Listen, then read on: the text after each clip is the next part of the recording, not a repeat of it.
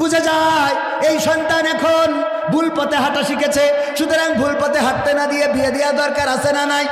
যদি বিয়ে না দেন, আল্লাহ বলেছেন ইয়া আইয়ুহাল্লাযীনা আমানু কু আনফুসাকুম ওয়া আহলিকুম নারা, ও ঈমানদারেরা শোনো, তোমরা নিজেরা নিজেদেরকে আগুন থেকে বাঁচাও আর তোমাদের সন্তানদেরকে বাঁচাও, আহালদেরকে বাঁচাও, পরিবারকে বাঁচাও। সেই পরিবারকে যদি আগুন থেকে বাঁচাতে হয় তাইলে ওই যে ধরে রেখেছেন 18 বছরের আগে বিয়ে দেবেন না, অথচ প্রেম করার কারণে কেউ বাধা দেয় না, প্রেম করলে কেউ নিষেধ করে না, কোনো আইন প্রশাসনের লোক এসে গ্রেপ্তার করে না, 14 তারিখে ঘুরে বেড়াবে, কেউ কাগজপত্র দেখতে চাইবে না, কিন্তু বিয়ে করার পরেও বলে মামুনুল হক কাগজপাতিটা দেখান, কথা কয় না।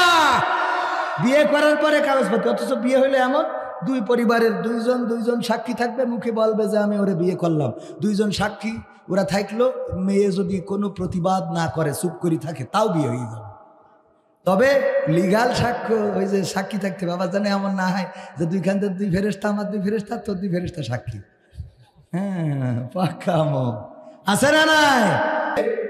মানে আমরা আগে সাজুগুজু করবো, আগে মেকআপ করবো, লিপস্টিক মারবো, তারপর আবার বাউন্ডারি আঁকাবো, আছে না নাই?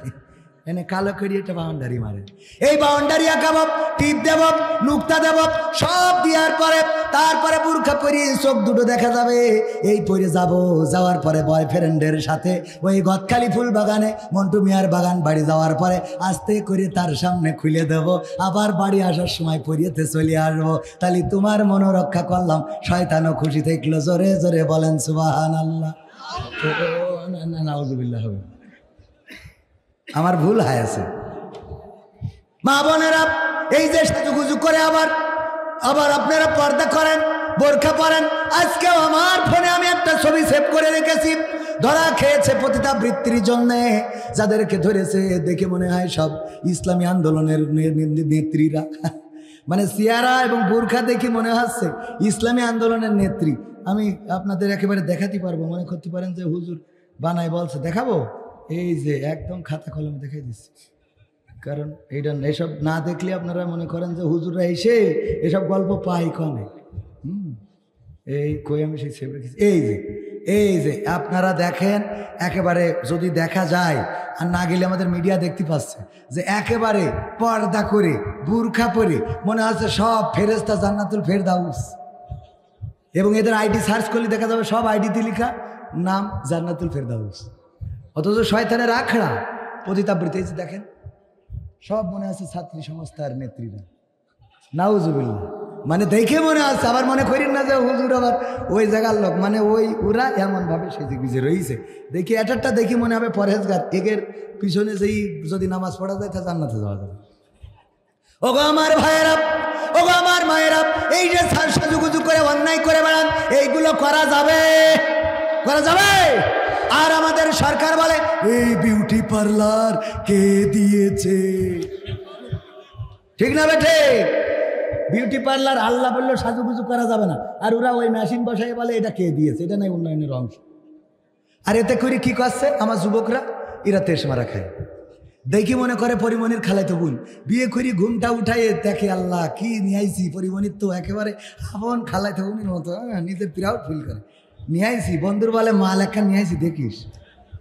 ও মা, বিয়ের পরের দিন একজন গেছে, পাই গেছে যে বিউটি পার্লার আছে, ওখানে যাই একটা আইফোন 16 প্রো ম্যাক্স যাইতে উপহার দিয়েছে। এই যে কয় কে জন্য, কয় আপনি কাল আমার বউ সাজাই দিয়েছেন না, নাম কি সকিনা?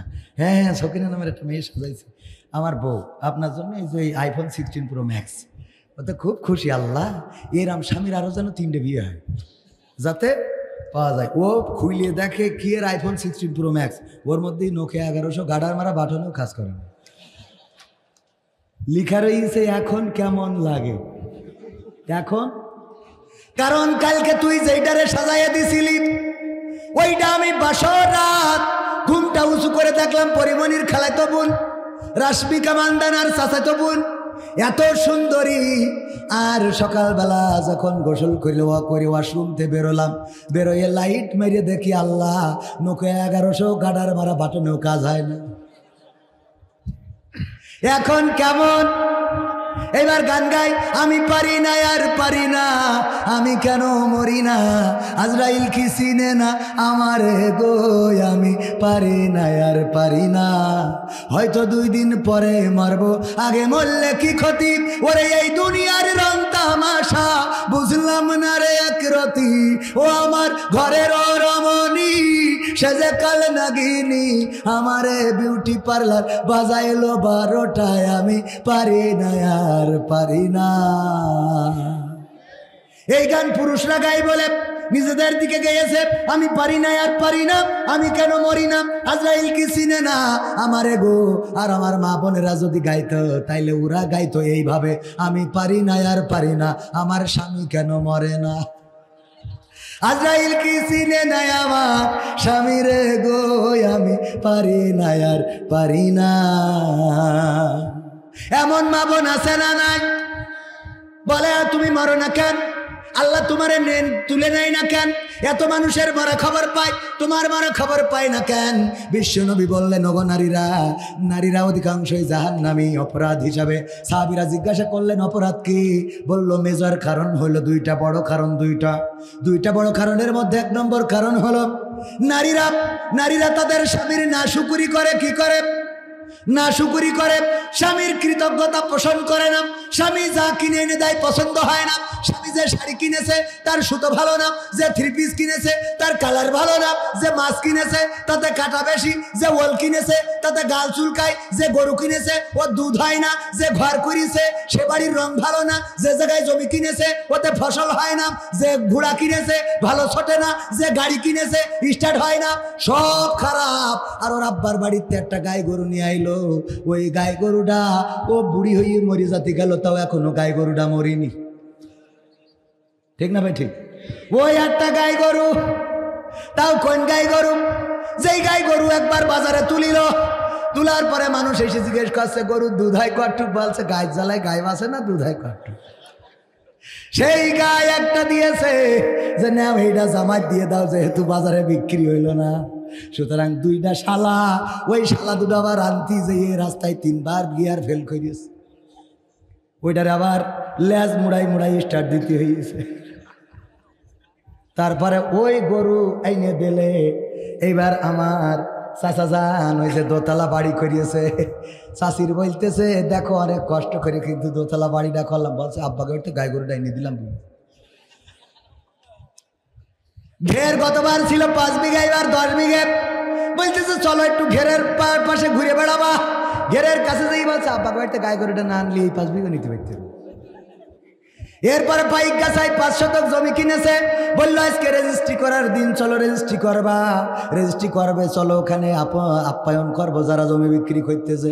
রেজিস্ট্রি অফিসে যখন রেজিস্ট্রি হয়ে গেছে বলছে বলো আলহামদুলিল্লাহ, বলছে আলহামদুলিল্লাহ বলা লাগবে না, আব্বাকে বাড়িতে গাই গরু আনিলাম বলে এত দূরে গেছে।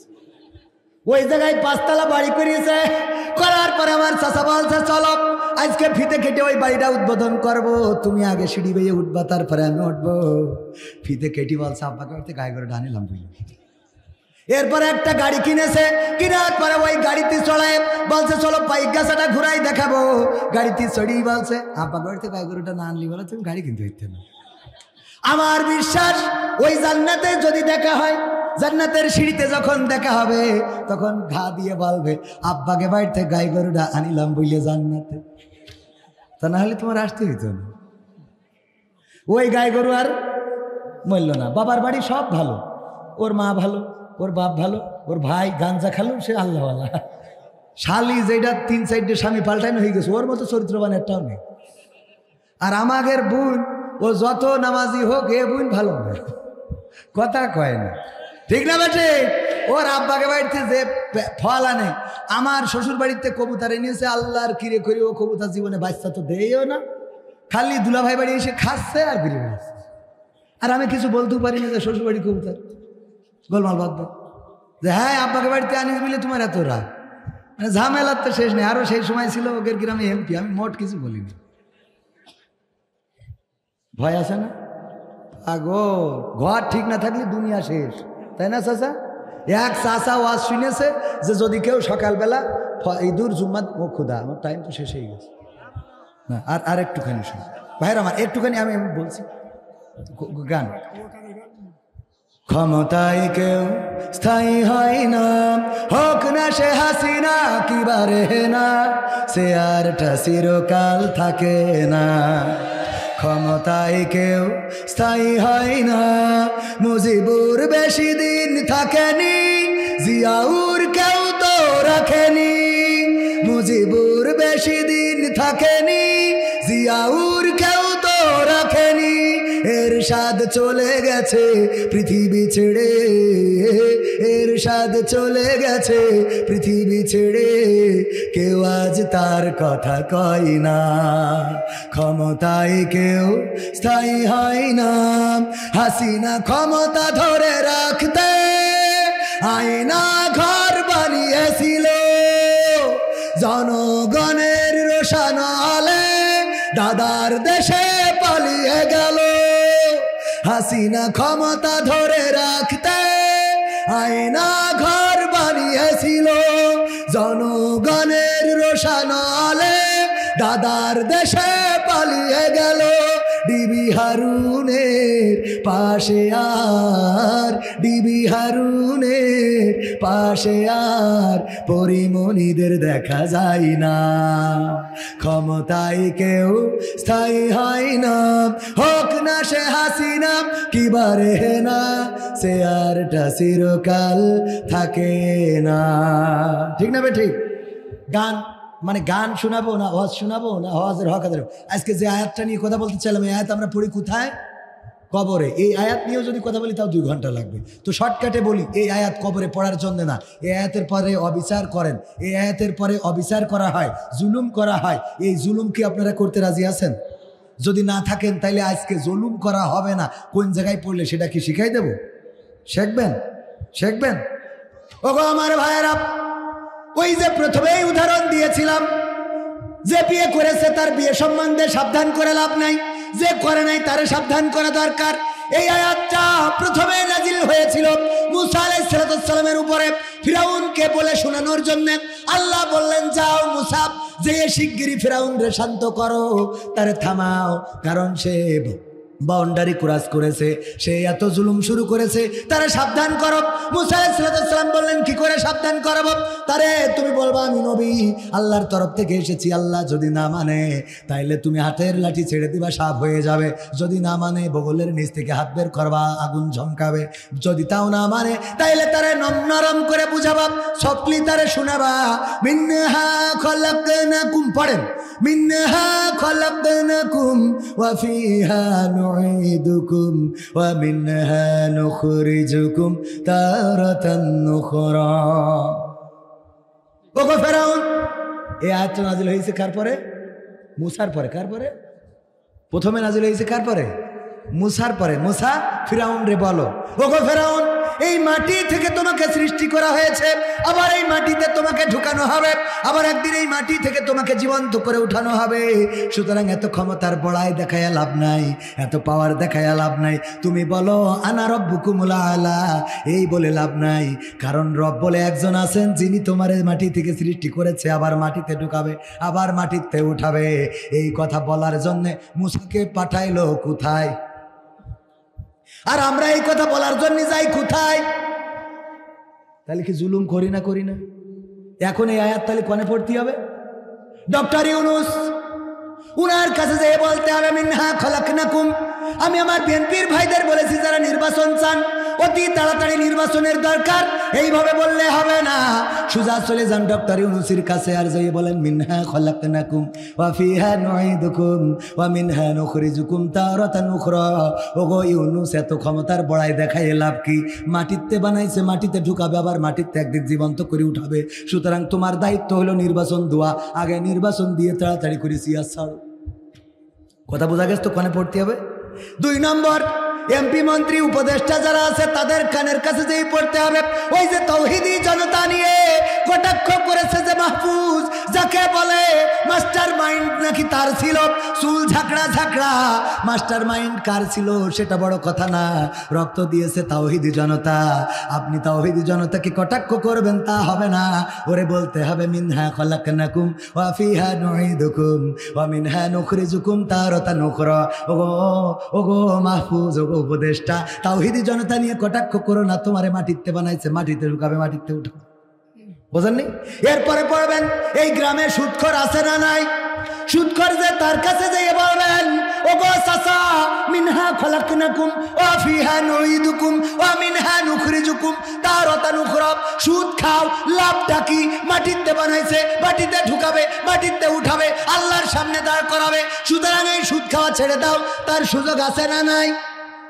তারে নসিহত করলে সে ফিরে থাকার সুযোগ আছে না নাই? এরপরে আমার যুবকেরা 14 তারিখ লাইলাতুল ফেব্রুয়ারি যেই মেয়েটা ফোন করে বলবে কি ব্যাপার, তুমি কখন বাইক নিয়ে আসবে, আমি তোমার বাইকে চড়ি মন্টু মিয়ার বাগান বাড়ি যাব। বলবেন মিনহা খলাকনাকুম ওয়া ফিহা নুঈদুকুম ওয়া মিনহা নুখরিজুকুম তারাতান উখরা। ওগো নায়িকা, এই মাটিতে তোমারে বানাইছে, আবার একদিন মাটিতে ঢুকাবে, আবার একদিন এই মাটি থেকে আল্লাহ তোমারে জীবন্ত করে উঠাবে। সুতরাং ভয় করো সেই আল্লাহর, যে আল্লাহর সামনে দাঁড়াতে হবে। তোমার আর আমার বিয়ে না হওয়া পর্যন্ত মোটরসাইকেলে নিয়ে গিয়ার দেয়া যাবে। কথা কি বোঝা গেছে? ভাবি যদি বলে স্বামী আমার যেমন তেমন, দাঁড়ায় আমার মনের মতন গো, দাঁড়া বলবে ওরে বউ আমার যেমন তেমন, ভাবি আমার মনের মতন, বলবে? এই কথা বলবে না। যদি কোনো ভাবি বলে ওগো দাওরা তোমার তো বড্ড ভালো লাগে, তোমার ভাই বিদেশে আমারে খোঁজ নাও না কেন, বলবেন মিনহা খলাকনাকুম ওয়া ফিহা নুঈদুকুম ওয়া মিনহা নুখরিজুকুম তারাতান উখরা। ওগো ভাবি, কেন চিন্তা করো না, এই মাটি থেকে আল্লাহ বানাইলো, আবার মাটিতে আল্লাহ ঢুকাবে, আবার এই মাটি থেকে আল্লাহ একদিন জীবন্ত করে উঠাবে। সুতরাং ওগো ভাবি, তোমার সাথে আমার এই কথা চলবে। বোঝা গেছে? আবার এই জন্য কি করতে হবে? বন্ধুর জন্য না, ওই বউ মাঝে মাঝে নিজে সাজ দিয়ে হবে। শাসিকের দরকার, ইয়াঙ্গের বলছে তো, ওগের খুব সুন্দর করে সাজ দিয়ে হবে, সেই যে লিপস্টিক দিয়ে, টিপ দিয়ে, একেবারে আলতা সুনো পাউডার, আইলা শাইলা বাইলা যেগুলো আছে, এগুলো সেই যে ঘরের মধ্যে থাকবেন, দরজা খুলেই যেন মনে করে আমার বউ নাই শালি। হঠাৎ করে চলে আসবে শালি, কখনই কে শালি, আমি তোমার বউ, ওই দেখি তো মনে আছে পরিমণি চা চাই তবু, বোঝেননি? এইগুলো মা বোনেরা এইগুলো সাজবেন, ছোট ছোট কাপড়গুলো পরবেন, তাহলে ওরা সিরিয়ালে পরিমণির ওইসব দেখি বেড়াবে না, কথা কয় না। এগুলো জায়েজ না, না জায়েজ? অনেক বিস্তারিত কথা বলতাম, তো এত দূর যাবো না। আপনারা আবার পুরুষদেরও দোষ আছে, বিড়ি খেয়ে এমন করি থিয়েস মুখ, আল্লাহ। আমি বলি যখন নামাজে দাঁড়ায়, আমার সূরা তাহার 55 নম্বর আয়াত তেলাওয়াত করেছি। এই আয়াত, এই সূরাটা নাজিল হয়েছে মাক্কি জীবনে। মাক্কি এবং মাদানী সূরার পার্থক্য কি? একজন বলেন তো। যেগুলো মক্কায় মাদানী, আর যে মক্কায় মাক্কি, আর যেগুলো মদিনায়। একজন ভাই এখানে বলেছেন, কি বলেন? হিজরতের আগে পরে, এইটা হলো সঠিক। আমরা এগুলো একটু শেখা দরকার। আমি মাঝে মাঝে প্রশ্ন করে পুরস্কার দিই, এগুলো আপনাদের শিখাই যাচ্ছি, কারণ কোন দিন পাই গেছে এসে ধরবো, 0 পয়েন্টে এসে দাঁড়াবো, জিজ্ঞাসা করবো, বলেন উজুর ফরজ কয়টা, নামাজের আরকান আহকাম কয়টা, ভিতরে কয়টা, বাইরে কয়টা, তায়াম্মুমের ফরজ কয়টা। হ্যাঁ, এভাবে ভালো কাজ করা যায়, এগুলো আপনাদেরকেও ধরবো। তো এই যে ভাই যেটা বলেছেন, মাক্কি এবং মাদানী সূরার সঠিক উত্তর হলো হিজরতের আগে এবং হিজরতের পরে নাজিল হওয়া। কোন দেশে হয়েছে ওটা মূল বিষয় না, বিষয় হলো হিজরতের আগে আর হিজরতের পরে। হিজরতের আগে নাজিল হয়েছে সূরা তাহা। এই সূরাটা শুনেই হযরত ওমর রাদিয়াল্লাহু তাআলা আনহু ইসলাম কবুল করেছিলেন। যখন ওমর বোনকে মারতে গিয়েছিল, বোন ভগ্নিপতিকে মেরেছিল, সেই সময় যে সূরাটা পড়ছিল সেই সূরাটা ছিল সূরা তাহা। অত দূর না যে 55 নম্বর আয়াতের অর্থ হলো মিনহা খলাকনাকুম ওয়া ফিহা নুঈদুকুম ওয়া মিনহা নুখরিজুকুম তারাতান উখরা। আল্লাহ বললেন, ওগো বান্দা শুনে নাও, এই মাটি থেকে তোমাকে সৃষ্টি করা হয়েছে, আবার একদিন এই মাটিতে তোমাকে ঢুকানো হবে, আবার একদিন এই মাটি থেকে তোমাকে উঠানো হবে। কথাটা কার? আমরা এই আয়াতটা পড়ি কখন? মাটি দেওয়ার সময়। আচ্ছা, আমরা কোনো মানুষকে যদি সাবধান করতে চাই, বিয়ে যে করেনি তারে সাবধান না করে বিয়ে যে করেছে তারে বললে বিয়ে করলে কিন্তু অনেক জ্বালা। বউ বলবে শাড়ি কিনে দাও, সায়া কিনে দাও, ব্লাউজ কিনে দাও, লিপস্টিক কিনে দাও, মন্টু মিয়ার বাগান বাড়ি নিয়ে যাও, আমার মার দেখে রাখো, আমার আব্বার এই কিনে দাও, আমার বোনের জন্য এই দাও। এমনি ভাবে নানান বায়না আছে না নাই? যে বিয়ে করেছে তারা যদি বলেন, ও বলবে ওরে আমি তো বিয়ে করেছি, ও তো আমি জানি। ঠিক না বেঠিক? ঠিক না বেঠিক? কিন্তু যে বিয়ে করিনি তার যদি এই কথাগুলো বলেন যে বিয়ে করবি, এ তো চরম ঝামেলা, বউ আসার পরে ঝামেলা শুরু করবে, একটার পরে একটা কান ঝালাফালা করে দেবে, মার সাথে থাকতে দেবে না, গ্রামে বাস করতে দেবে না, শহরে যাওয়া লাগবে। এমনি ভাবে ওরে যদি সাবধান করেন তাইলে ওর সাবধান হওয়ার সুযোগ আছে না নাই? ও অন্তত বিয়ে করলেও বলবে, শোনো আমি তো থাকি গ্রামে, এই গ্রামে তোমার বাস করতে হবে, রাস্তা পাকা নেই, সলিং রাস্তা, তুমি কি রাজি আছো? ও বলবে হ্যাঁ রাজি। এরকম না? তাহলে সাবধান, যে বিয়ের ব্যাপারে যা সাবধান করবেন, বিয়ে হয়ে যাওয়ার পরে না বিয়ে হয়ে যাওয়ার আগে? কথা কয় না তো? আপনি সাবধান করতেছেন মানুষ মরে যাওয়ার পরে যে তোমাকে এই মাটি থেকে সৃষ্টি করা হয়েছে, আবার মাটিতে ঢুকানো হবে, আবার মাটিতে উঠানো হবে। ও কয় আমি তো মরি সারা, তোরা সাবধান। কথা কয় না? ও বলে আমার তো খেলা ফাই না, আমার এই কথা বলে তো লাভ নাই। এই কথা আমরা কবরে কেন যে লাগালাম আমি আজ পর্যন্ত এখনো খুঁজে পাইনি। কবরে লাগালাম কেন? আমাদের একটা অভ্যাস আছে, আমরা চিরাচরিত অভ্যাস, যে আমাদের সুবিধাবাদ জিন্দাবাদ। যেমন বাসে দেখবেন, আপনি যদি এখান থেকে সুখনগর যাইতে চান বা 18 মাইল বা আপনি সাতক্ষীরায় যাইতে চান, বাসে জিজ্ঞেস করবেন যে ভাই সিট কি আছে ভিতরে? কবে বাস ভরা সিট।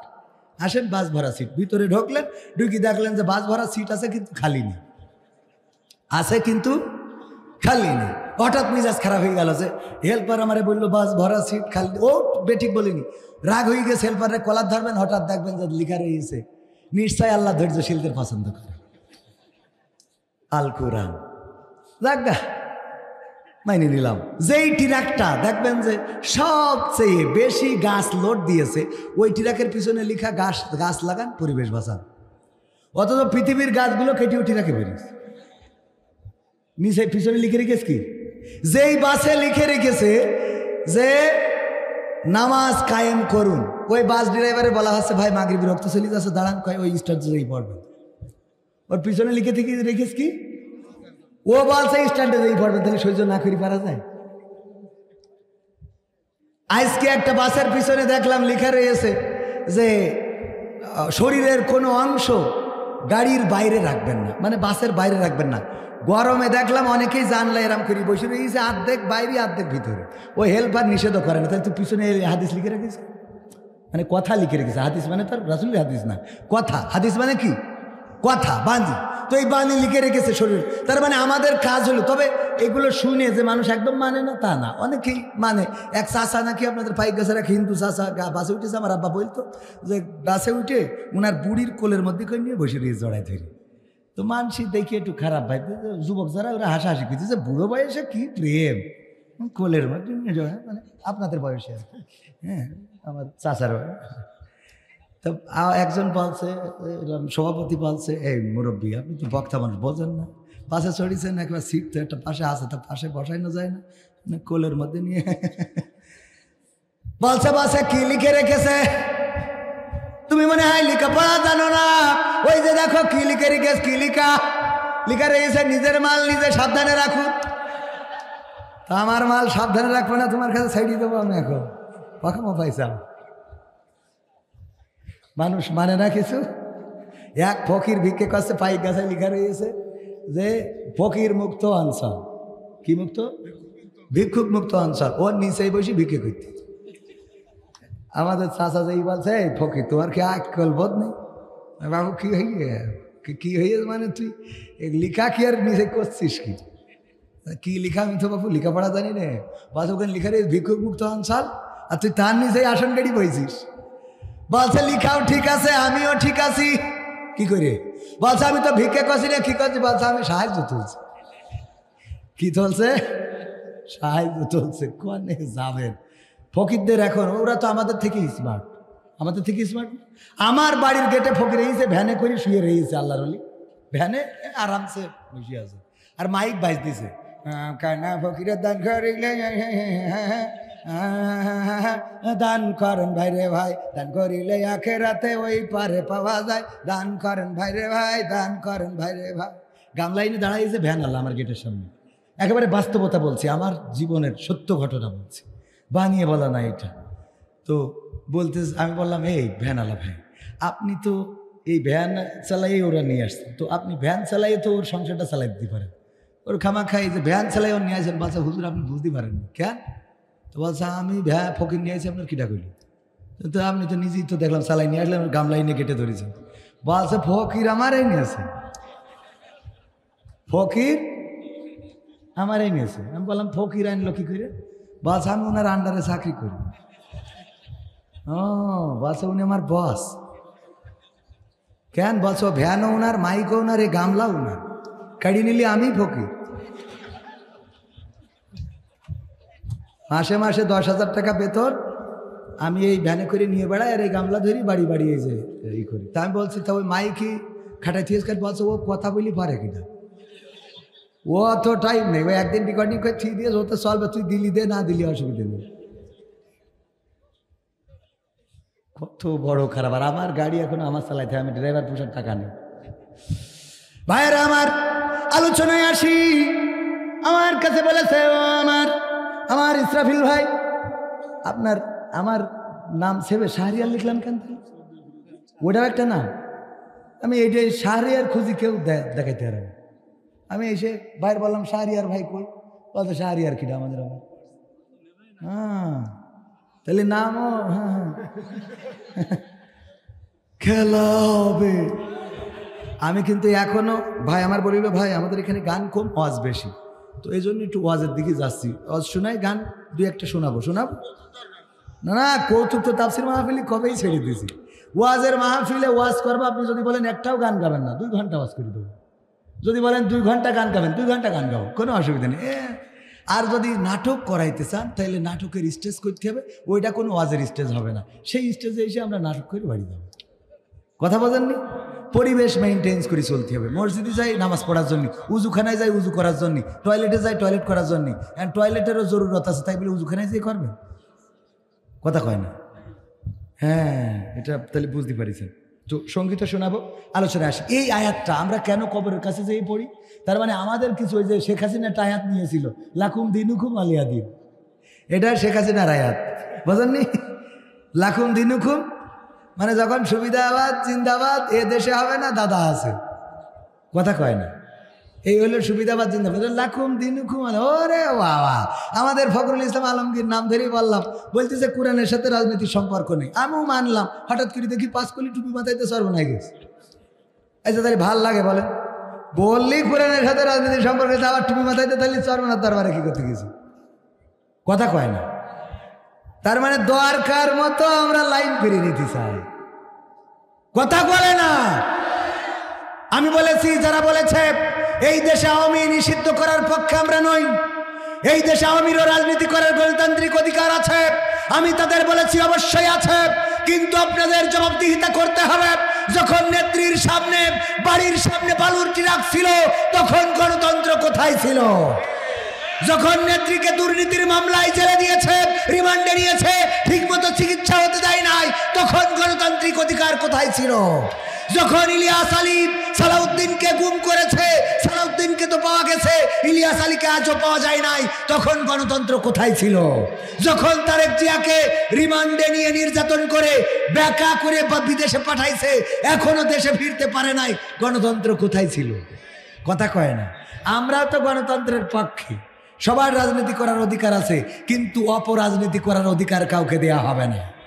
রাজনীতি করতে হলে অবশ্যই যেই রাজনীতি জনগণের কল্যাণে, মানুষের কল্যাণে, মানবতার কল্যাণে, সেই রাজনীতি করার অধিকার সবার আছে। কিন্তু যেই রাজনীতি আমার পিলখানার জনপ্রিয় দেশপ্রেমিক সেনা অফিসার নিহত হয়, আমার আলেম ওলামা শহীদ হয়, তাওহীদি জনতার বুকে গুলি চালানো হয়, ছাত্র জনতার রক্তে রঞ্জিত হয় রাজপথ, এই গণতন্ত্র আমরা চাই না। এই গণতন্ত্র কি চান? যদি এই গণতন্ত্র না চান, 1952-তে যেমন আমরা রক্ত দিয়ে ভাষা এনেছিলাম, 1971 রক্ত দিয়ে দেশ এনেছিলাম, 2024 রক্ত দিয়ে ফাঁসিবাদ স্বৈরাচার মুক্ত করেছি এই বাংলাদেশ। একইভাবে আল্লাহর জমিনে আল্লাহর দিন কায়েম করার জন্য ইসলামী আন্দোলনের নেতা কর্মীরা যদি ডাক দেয়, সেই ডাকে সাড়া দিয়ে রাজপথে থেকে যদি রক্ত ঝরাতে হয়, রক্ত ঝরিয়ে রক্তের সাগরে সাঁতার কেটে কেটে একটি রক্তাক্ত বিপ্লবী কালেমার পতাকা বাংলার জমিনে উড়াতে রাজি কারা কারা দেখতে চায়?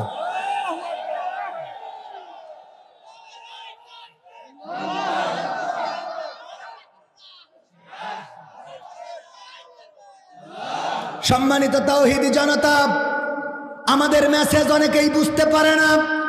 অনেকেই মনে করে আমরা জামাতে ইসলাম, হেফাজতে ইসলাম, চরমনাই ইসলাম অথবা তাবলিগি ইসলামের পক্ষে কথা বলতে এসেছি। স্পষ্ট করে বলে দিতে চাই, এই বাংলার জমিনে যদি বাংলাদেশ আওয়ামী লীগ আল্লাহর কোরআনকে কায়েম করতে চায়, তাইলে সেই আওয়ামী লীগের পক্ষে আমাদের থাকতে আপত্তি নাই।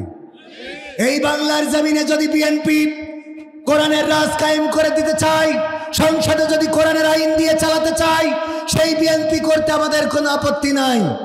কিন্তু এই বাংলাদেশে যদি জামাত ইসলামের মতো ইসলামী দল রাষ্ট্র ক্ষমতায় যাওয়ার পরে কোরআনের আইন দিয়ে দেশ না চালায়, এই জামাতে ইসলামের বিপক্ষে রাজপথে নামতে আমাদের কোনো আপত্তি নাই। আমাদের মেসেজ এইটাই, আমরা কোনো দলের নই। আমরা কার দলের? আমরা জামাত ইসলাম, হেফাজতে ইসলাম, তাবলিগ ইসলাম, আওয়ামী লীগ ইসলাম, বিএনপি ইসলামেরও নই। আমরা আল্লাহর ইসলাম। ঠিক না বে ঠিক? আমি গ্যারান্টি দিয়ে বলছি, জামাত ইসলাম করলে জান্নাতে যাবেন এই গ্যারান্টি দিতে পারবো না, কিন্তু ইসলাম করলে জান্নাতে যাবেন সেই গ্যারান্টি আছে আমার কাছে। ঠিক না বে ঠিক? আপনি ইসলাম করেন, জামাত ইসলাম করতে কোনো হুজুর বলেন প্রয়োজনও নাই। আপনি বিএনপি করেন, ইসলাম দিয়ে করেন। কি দিয়ে? ইসলাম দিয়ে ওজন দিবেন।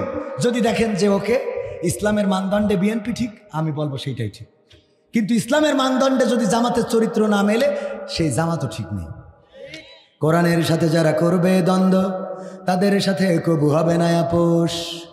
কোরআনের সাথে যারা করবে দ্বন্দ্ব, তাদের সাথে কবু হবে না আপোষ। জেল জুলুম হলেও হবে, জেল জুলুম হলেও হবে, বিবেকের কাছে তবু রব নির্দোষ। আমার রবের কাছে রব নির্দোষ, মহান প্রভুর কাছে রব নির্দোষ। কোরআনের সাথে যারা করবে দ্বন্দ্ব, তাদের সাথে কবু হবে না। কোরআনের কথা যারা বলে যায় আজ, তাদের দমাতে কত ফন্দি। কাউকে ধরে নিয়ে দিয়েছে ফাঁসি, কাউকে রেখেছিল বন্দি। কোরআনের কথা যারা বলে যায় আজ, তাদের দমাতে কত ফন্দি।